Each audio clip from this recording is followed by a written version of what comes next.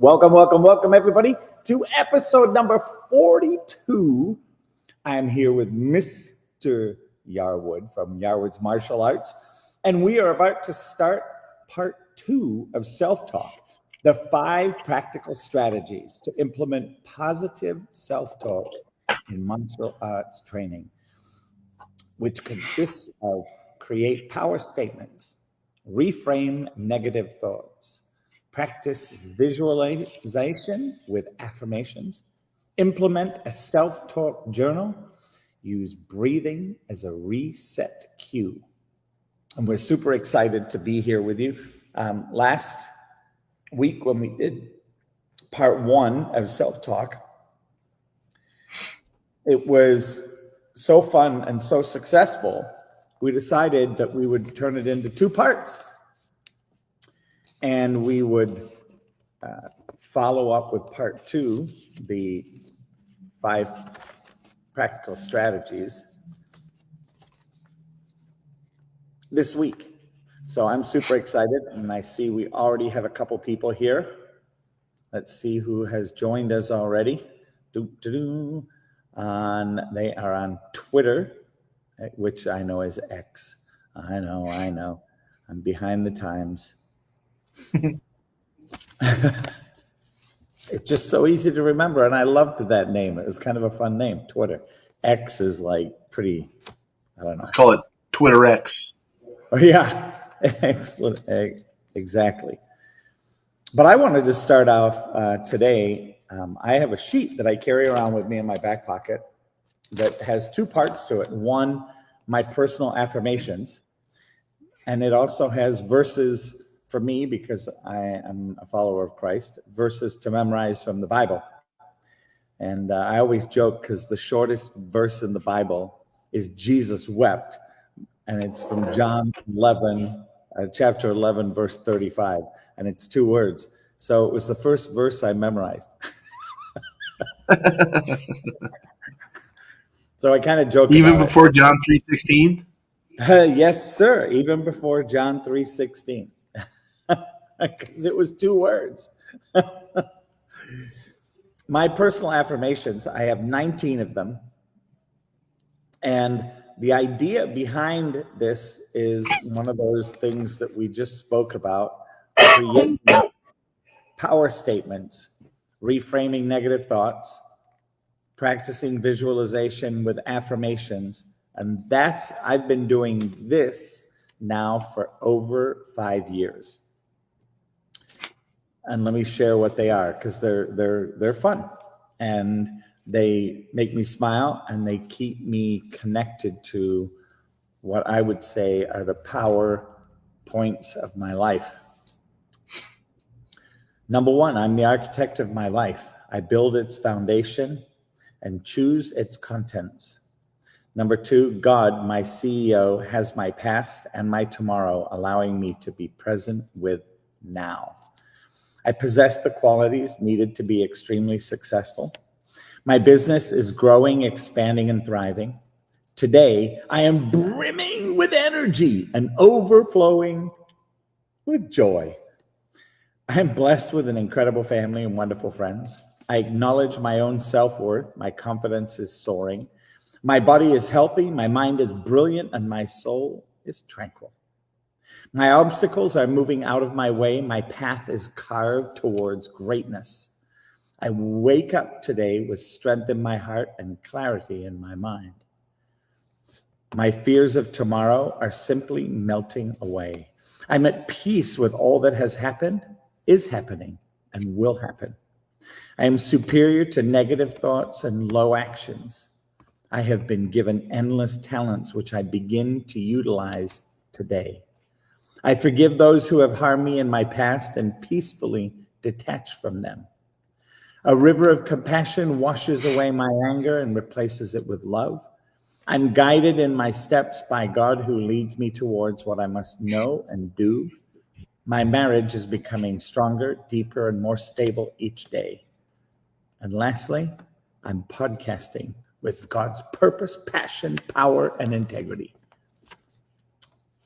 And those are my personal affirmations, and I carry them with me everywhere I go.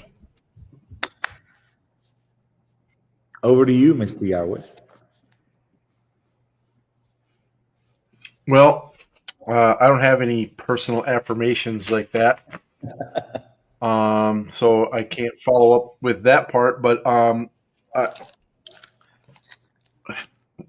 for me, self-talk is, I think, something that it's a constant.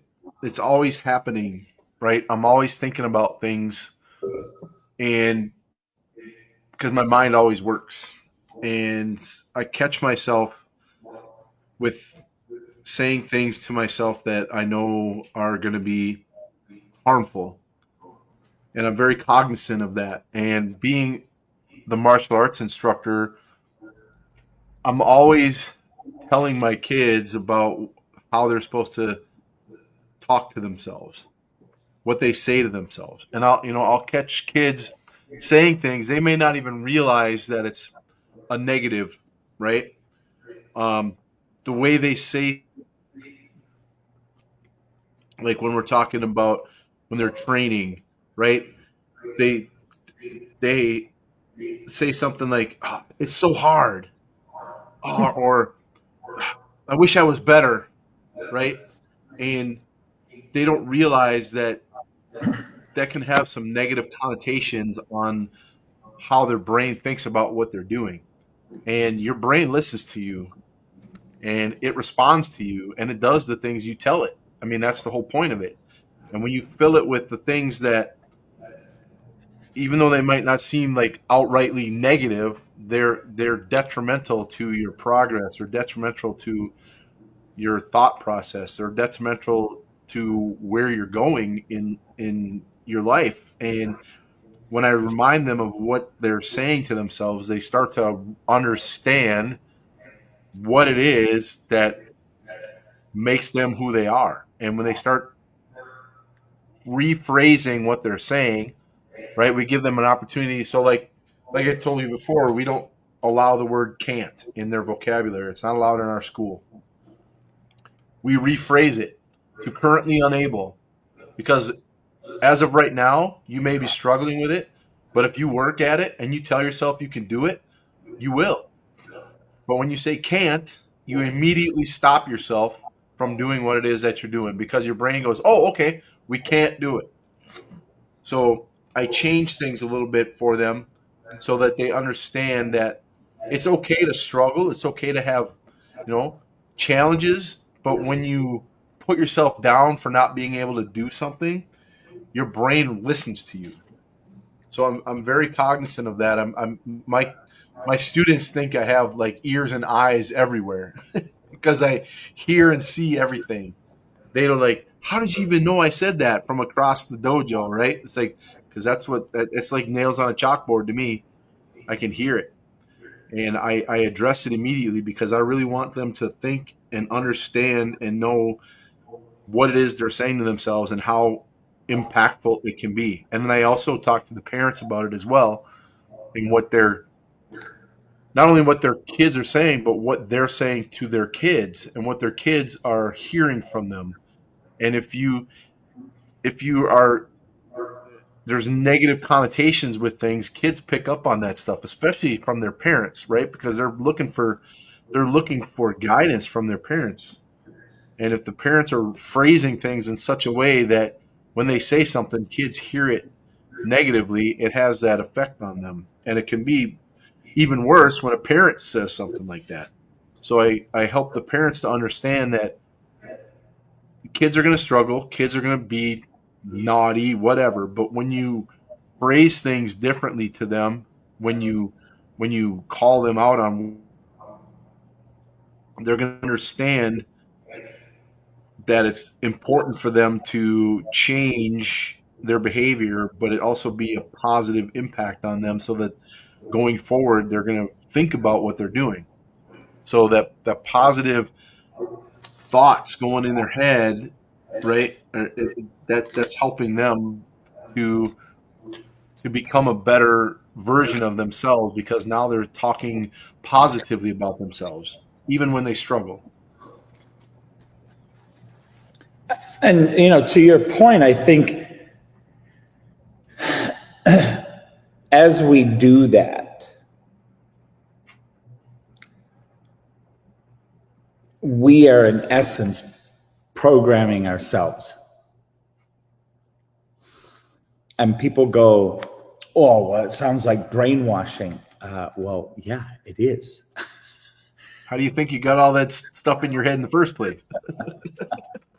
I look at these people and go, oh, you were brainwashed by the military. It's like, well, yeah, because they were training me to be able to respond without having to question the order.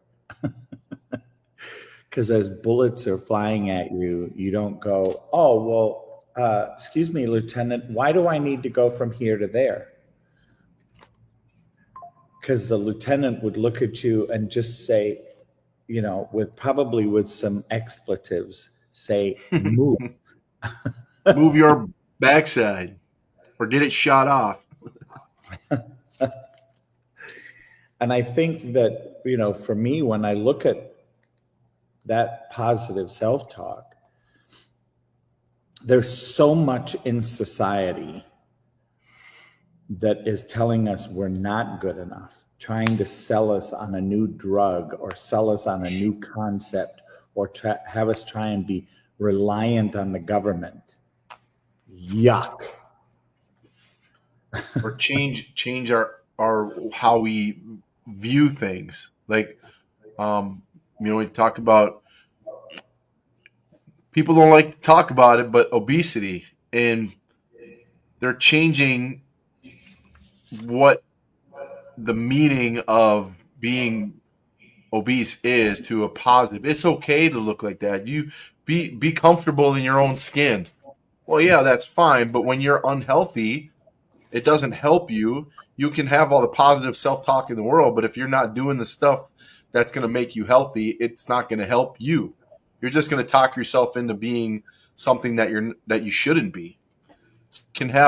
It can have that effect, right? And then when they change the nomenclature around something that is unhealthy, people start to get it in their heads. Oh, it's okay if I'm like this. I just love me the way I am.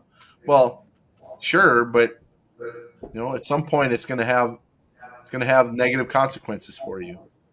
So when you change things to make it seem like it's good, it can have a lot of power, and it's not good.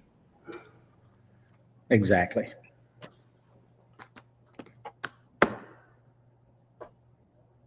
Yeah. Yes, sir. I see Rena from the Philippines is watching. Hi, Rena. It's great to see you. Thanks for being here. And she was agreeing with us. The And Philippines, holy yes, smokes. sir. Yes, sir. And we have, she is looking at Facebook. Less is more coaching, and that's where she's watching this from. Thank you so much for watching. So as we go into this, breathing is another piece. I think one of the things that gets people so revved up is they get stressed. Their heart starts racing and they start breathing faster. And it occurs to them, I'm not getting enough air. Then they start hyperventilating. Bingo. So to be responsible for that is to settle and breathe deeply and follow your breath in and follow your breath out. And all of a sudden, as you do that, and if you do that with a modicum of slowness, you will settle your body, your mind, and your spirit. Breath is life. And life is about relax, focus, and execute. Yeah, like when we start our form, right? We get in our ready stance. For me, my form takes 2.5 minutes to do. And if I started out without breathing first and settling myself, it gets challenging. So I start my form, my body just, and then I go. And that immediate breath tells my body, all right, let's go. To keep myself calm while I'm doing my form so I don't get too excited, start going too fast. And it really sets that mindset for what it is I'm getting ready to do. Yeah. I like this number 4, implement a self-talk journal. There's a lot of people that have a lot of noise going on in their head. And one of the things that I, as a business coach, have oftentimes told people is to be responsible for and have an experience of getting what's in here out onto a piece of paper Mm-hmm. and creating that their mind is empty and it's meaningless that it's empty and they can fill it with anything.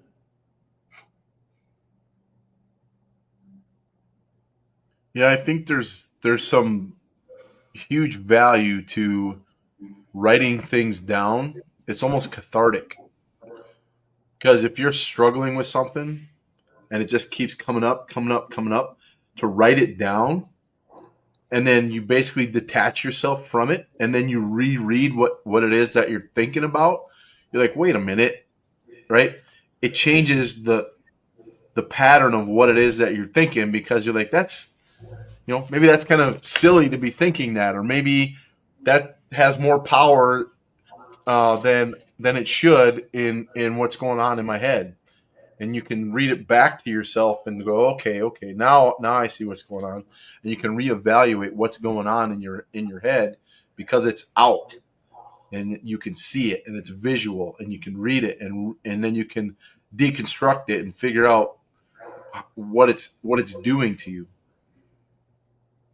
And then down the road, you can go back and go, oh, I remember when I was thinking that. If you're having the same issues again, what did I do to last time to fix that? And it becomes a process.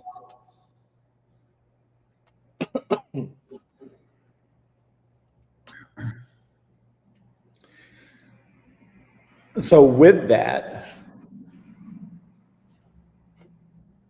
think about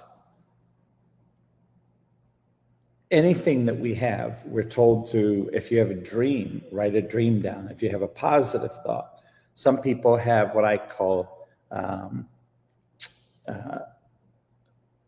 not nightmares, because those are at night, but they're daymares. And I tell people, write them down, get them out of your head, put them on a piece of paper, and have it be empowering versus disempowering. Mm-hmm. Yeah, it can be pretty powerful to read back to yourself what you're thinking, because then you're like, oh man, I got to change how I'm doing that. I got to change how I think about that, because when it's written down, they go being positive or being negative to being positive. How can I reconstruct my thoughts so that thought becomes a positive thought and not a negative thought? Amen.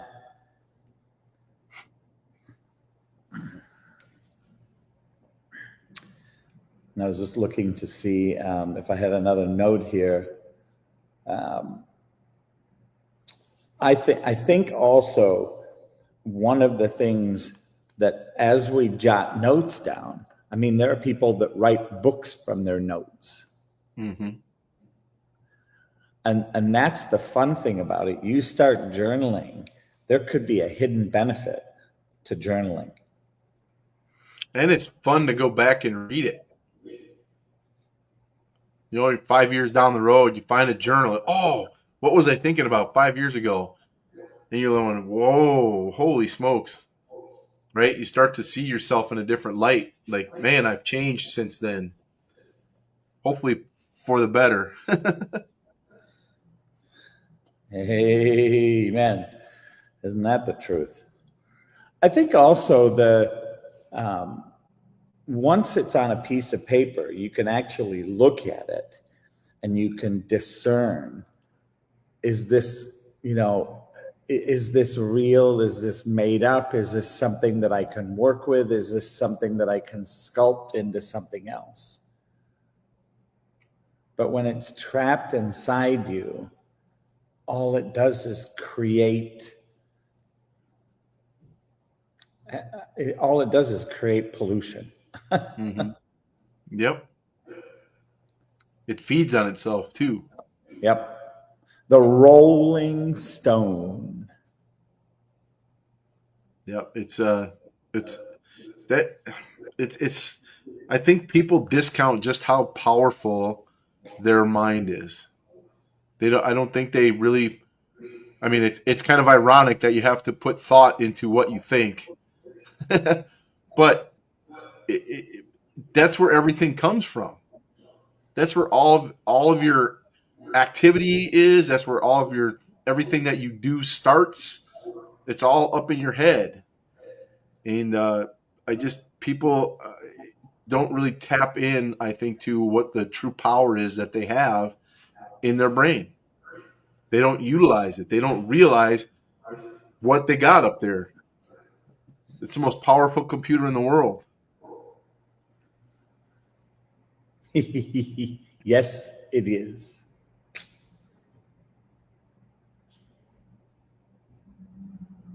And it's fun to see how you can train it. Mm-hmm. Yes, definitely. Something I've been doing recently, I guess it's not necessarily directly to our topic, but I've been really getting into messing with AI a little bit and just having fun with it, like creating things. I'll just give it like some silly idea and see what it can come up with, right? Sometimes it's nonsense, but sometimes it's actually kind of fun. Like, whoa, that's pretty cool.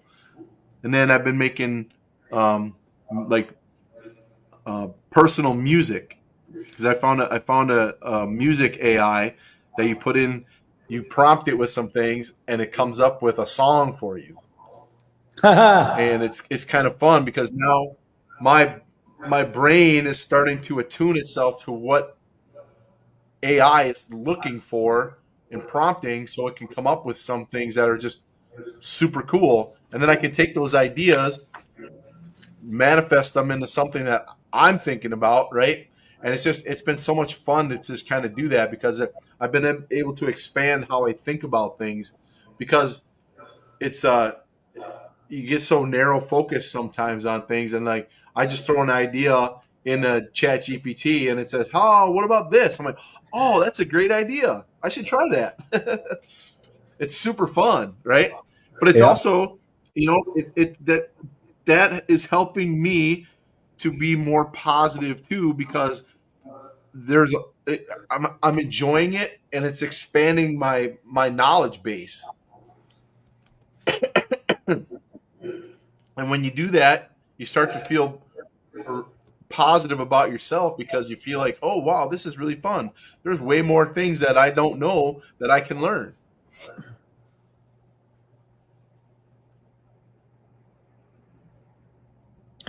How late am I? And I said 24 minutes, but that's all right. That's Darlene. She's awesome. Darlene, you'll catch up. And it's a good time for us to actually do a little review for the last 5 minutes and then come and just make some final thoughts. So we're talking about 5 practical strategies to implement positive self-talk in martial arts training. I went through my 19 affirmations that I say, and here are the 5. 1 is create power statements. 2 is reframe negative thoughts. 3, practice visualization with affirmations. 4, implement a self-talk journal. And finally, number 5, use breathing as a reset cure.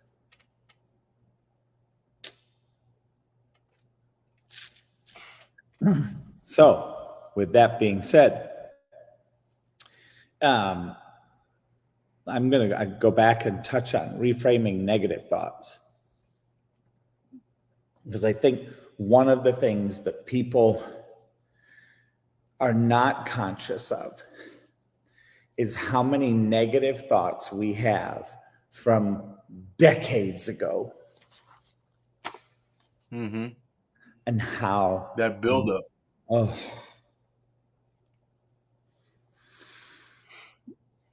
So to be responsible for that,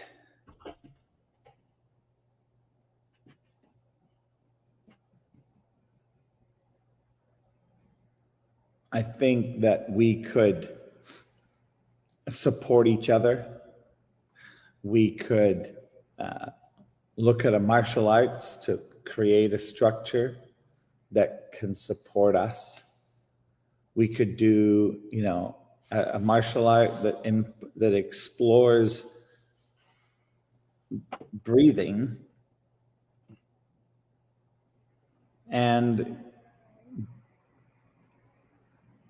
in that breathing have us test through our heartbeat, how is that impacting us? Is that breath work actually making a difference? And I'll tell you, one of my testimonies, my favorite testimonies, is being at the dentist. And I had just come into the parking lot. I'd been yelled at by a client.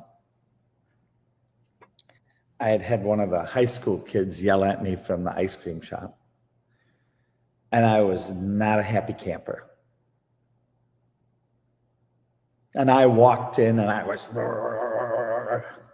and my heart rate was 99. And she said, if you hit 100, we can't do any dental work on you. So. Is that good or bad? Darn it. You can't drill my teeth today. That's too bad. Yeah. And I immediately went into meditation, and I sat there and went, and I played music, and the music calmed me down. And within 3 minutes, I was down in the 70s. Yep. There's a lot of power in that. Yes, sir. So, Darlene says, count 1, 2, 3, 4, 5, 6, 7, 8, 9, 10. 1 Mississippi, 2 Mississippi, 3 Mississippi.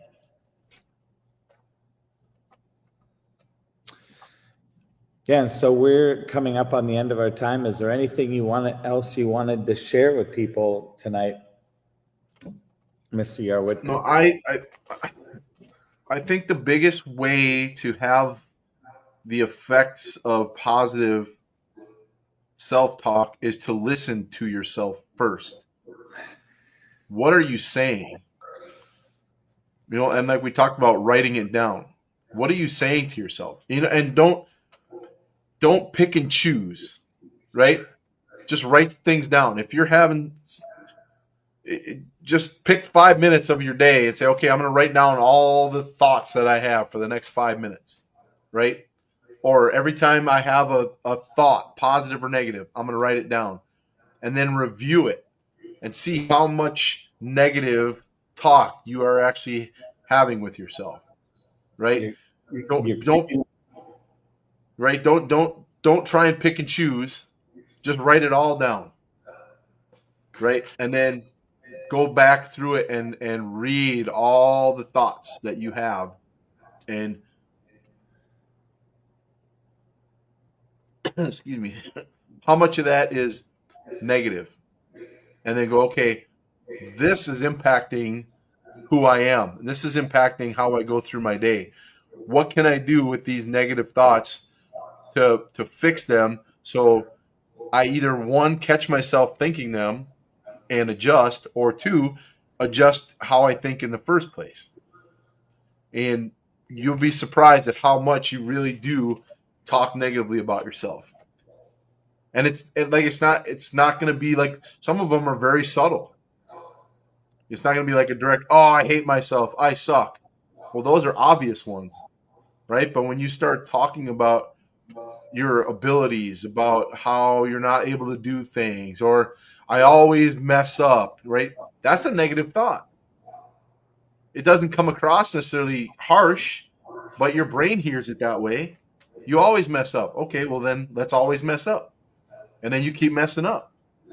It's still a negative thought. So when you have that and you can see it and read it and go, "Oh man, I need to change how I talk to myself." You'll be surprised. And have fun. Don't be serious. Yeah. Don't be significant. Yeah, have fun with it. Yeah. So thank you. Thank you so much for episode 42. And thank you for popping in, Darlene. Thank you for being here, even if at the last minute. Rena, thank you for being here, Rena. It's great to see you, and glad things are going well for you in the Philippines. And we look forward to seeing you again next week. And with that, stay out of trouble. See you on the mats. And dun dun dun dun.